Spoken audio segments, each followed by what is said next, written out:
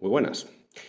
Espero que hayáis escuchado el podcast de las mascarillas. No me seáis zetas y escuchar cosas que tengan más de un minuto de duración, por favor.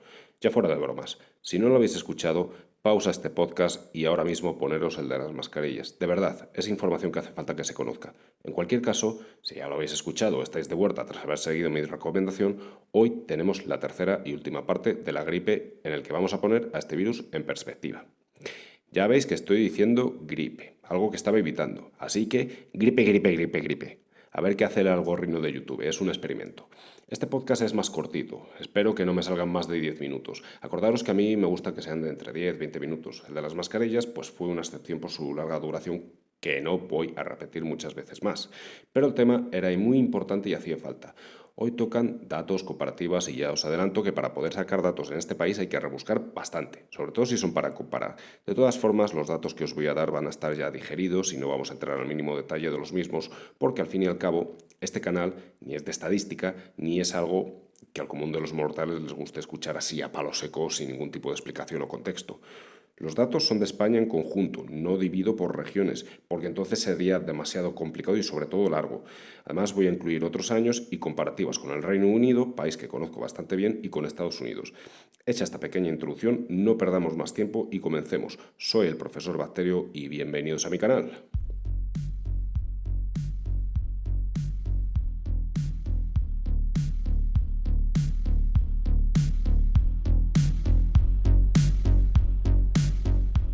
Primer dato importante. La mortalidad de la gripe estacional oscila entre el 0,1 y el 0,2% con vacuna y de manera general. Si la vacuna es más difícil de determinar porcentajes más o menos exactos y varían, pero estaríamos hablando de en torno a un 0,2-0,4%. Recordar que aunque la vacuna de la gripe no sea especialmente efectiva, es muy buena para reducir la mortalidad y las visitas al hospital o desarrollar una gripe más grave. Por tanto, es ideal para la población vulnerable. Estos porcentajes de mortalidad, incluso si no se está vacunado, son bajos si los comparamos con el mismo virus que causó la pan lo que sigue de 1918, que fue, según los cálculos que sacamos aquí en el primer podcast de la gripe, de un 5,5% aproximadamente, tirando por el rango alto de 100 millones de fallecimientos, claro. Y también es bajo si lo comparamos con la pan lo que sigue de C, que se calcula que está, o mejor dicho, estuvo en torno al 2%. Pero cuidado con este porcentaje, porque seguramente sea más alto. Ya sabéis que el conteo de fallecimientos, en fin, fue mejorable. Solo hay que ver China o la propia España. Seguramente nunca sepamos el porcentaje real de mortalidad de C, igual que pasa con la gripe de 1918. Esto es una comparativa con dos pan lo que sigue. Si lo comparamos con otros virus más diferentes, este tema se vuelve más interesante aún. Vamos a coger dos para no liar mucho más esta parte. Empezamos con uno que hemos mencionado ya en este canal y que tendrá podcast especial, el sarampión. El sarampión con vacuna tiene una mortalidad muy baja, parecida o incluso menor que el de la gripe con vacuna, pero sin ella puede llegar al 20%, incluso más. Esto se da especialmente en países subdesarrollados donde el acceso a vacunas y sanidad son muy precarios.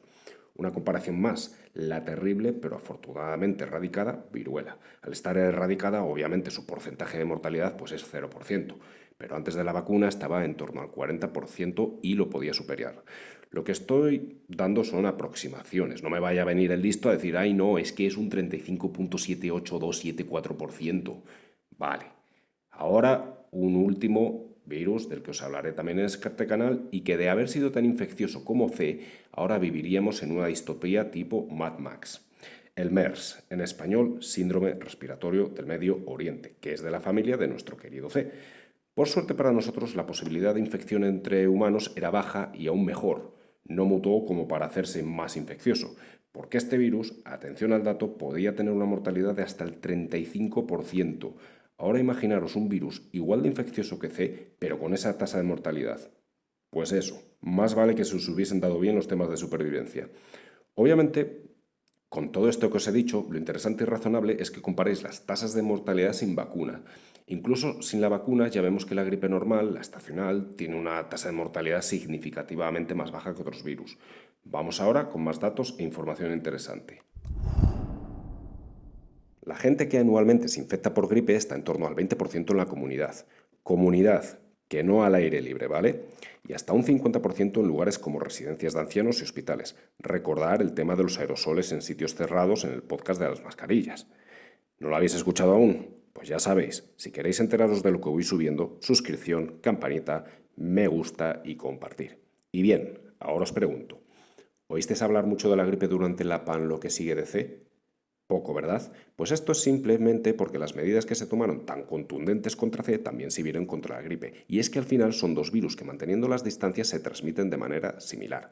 Entonces, ¿por qué ahora parece que se está viniendo todo abajo y que estamos a las puertas del apocalipsis según los medios de comunicación? Bien, vamos a poner ahora la gripe en contexto y vamos a eliminar de la ecuación los años de la PAN, lo que sigue, porque la estadística entre 2020 y 2022 está muy distorsionada por causas evidentes. Eso sí, por una vez quiero romper una lanza a favor de algún que otro periódico que no voy a nombrar porque me ha sorprendido gratamente la objetividad con la que han dado los datos. En otros artículos del mismo periódico, en fin, pues ya sabéis, una de cal y otra de arena. Voy a coger las temporadas pre-PAN lo que sigue de España y Estados Unidos de los años 2018, 2019 y 2017-2018, donde tenemos las tasas acumuladas de hospitalizaciones por cada 100.000 habitantes por gripe. Y después voy a coger esta temporada 2023-2024 en la que voy a comparar Estados Unidos, Inglaterra y España. Y atención a esto porque los datos de esta temporada aún pueden y están de hecho variando, así que es muy posible que cambien. Hasta que no pase la temporada no sabremos los datos oficiales. Estos datos, los de España, salen del sistema de vigilancia de la gripe en España, el de Estados Unidos de los CDC y el de Inglaterra de la UK Health and Security Agency England. Insisto, a la hora de emitir este podcast es posible que los datos ya hayan cambiado. Empezamos con la tasa acumulada de casos hospitalizados, que son los que nos interesan más. Importante esto, casos confirmados de gripe. Y solo voy a poner hospitales por dos razones. La primera, para no saturaros con demasiados números. Y la segunda, porque considero a los hospitales más relevantes a la hora de valorar la carga en el sistema sanitario. Y por favor, si alguien trabaja en un centro de salud, que no se me ofenda, que sé perfectamente lo duro que es en estas temporadas de virus respiratorios. Esto es simple y llanamente una manera de explicar esto de una forma más digerible. Partimos de la presunción de que alguien al que le ingresan por gripe en un hospital, pues es que ya está bastante fastidiado, ¿vale? Importante también, aquí no se tiene en cuenta la gravedad de la enfermedad, sino solo las hospitalizaciones, pero nos sirven muy bien para ver si este año está siendo tan apocalíptico como nos dicen. Y para dejarlo aún más claro, muchas de las hospitalizaciones son derivaciones de centros de salud, así que cuidado con pensar que los centros de salud no están hasta arriba de trabajo porque están igual, ¿vale? Bien, pues dicho esto, temporada 2018-2019, la tasa fue de 76,4 casos por cada 100.000 habitantes.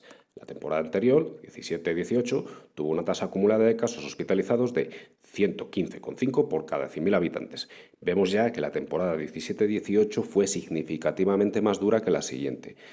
Veremos esta temporada 23-24 qué tenemos cuando estén todos los datos, pero pinta similar o algo mayor que la de 17-18. Ahora os digo Estados Unidos, que da la información de manera similar a España. En el 18-19 tenemos una tasa de 65,3 por cada 100.000 habitantes y en la 17-18 de 102,9. Vemos que España tuvo una incidencia de gripe mayor. No es el objetivo del podcast analizar por qué esto es así, pero vais a ver después otro par de cosas interesantes añadidas a esto. En cualquier caso, podemos hipotetizar algunas razones de por qué España fue algo mayor, como por ejemplo el hecho de que Estados Unidos tiene una población mayor de 65 años del 16,68% en el año 2021, mientras que España es del 19,6%. O que la media de la población de Estados Unidos es en general también más joven, unos 38,8 años. No es que tengan una pirámide de población estupenda, pero no llega al extremo de España, que es de 44 años, ni más ni menos. Atención al dato. Además, Estados Unidos es un país gigantesco y con una población con bastante espacio. Esto ayuda, en teoría, ¿vale?, a que la transmisión sea menor y tiene mejores sistemas de identificación y aislamiento de los casos. Y esto no es hipotetizar, esto es un hecho. Y realmente, hacerme caso, que ayuda muchísimo. De acuerdo, pues vamos ahora al año que estamos y otra cosa importante que me gustaría mencionar antes es la incidencia por semana. Estos datos son muy buen indicativo para saber cómo va evolucionando el impacto del virus, es decir, si los casos van aumentando o van disminuyendo y así actuar en consecuencia. También está muy bien para comparar diferentes países, atención, dentro de la misma temporada.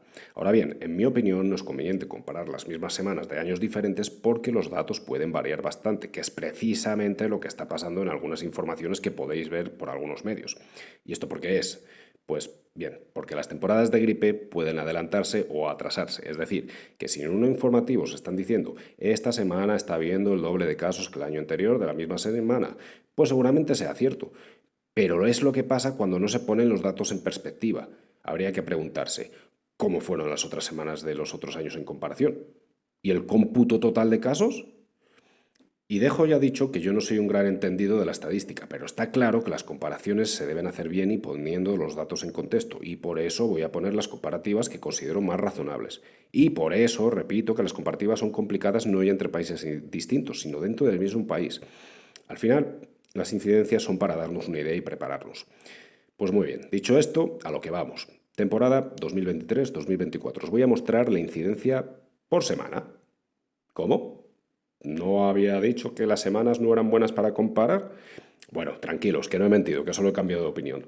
No, venga, fuera de bromas. El problema que hay es que no tenemos todavía la tasa total. Así que para hacernos una idea, tengo que coger las semanas que nos sirven para dar una idea simplemente. Y además os he dicho que sí que valen para comparar países diferentes dentro de la misma temporada y ver cómo está evolucionando la incidencia en cada uno. De nuevo, esto que os digo es de hospitalizaciones por gripe. Empezamos con España. Esto lo voy a leer tal cual porque obviamente es imposible de memorizar. Bueno, sería posible, pero en fin.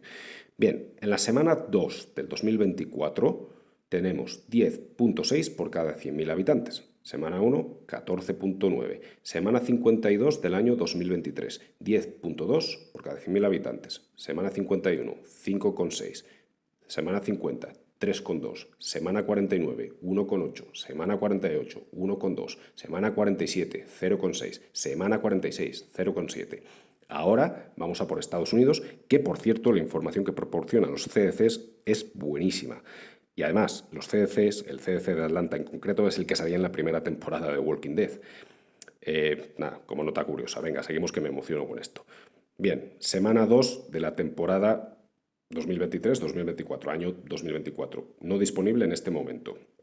Semana 1, 4,5 por cada 100.000 habitantes. Semana 52, 7,9. 51, 6,1. 50, 4. 49, 2,8. 48, 2,1. 47, 1,3. 46, 0,9. Y ahora vamos a por el Reino Unido, ¿de acuerdo? Semana 2 de esta temporada, no disponible en este momento. Semana 1, 5,8 por cada 100.000. Semana 52, 6,79. Semana 51, 5,11. 50, 3,46. 49, 1,95. 48, 0,92. 47, 0,59 y 46, 0,40. Muy bien, ¿qué podemos decir de esto? De la gripe. Estamos con la gripe, acordaros. No hemos mencionado ni C ni el VSR, que obviamente están añadiendo más presión al sistema. Pues para empezar, España, comparando este año con los anteriores, aún deberíamos esperar a tener el dato final anualizado. Pero, podemos hacernos una idea de que efectivamente este año está siendo más fastidiado. Vemos que hasta más o menos la semana 51 de este año los datos han sido similares tanto a Inglaterra como a Estados Unidos, pero entre las semanas 51 y 52 ha subido significativamente en comparación con los otros países. Tanto como para mostrar una situación apocalíptica de que nos vamos a morir todos como les gusta hacer ver a los medios o a los políticos. No, pero sí, lo suficiente como para preguntarse qué está pasando. Es posible que el año que viene la situación en España sea mucho mejor, mientras que en Inglaterra sea un desastre. No lo sabemos, pero igualmente tenemos que pararnos a pensar qué está ocurriendo. Vamos a hipotetizar un poco, si os parece. Hemos añadido ahora a Inglaterra. ¿Cómo es su población? Pues tenemos un 18,6% mayor de 65 años y la media de edad de la población es de 40.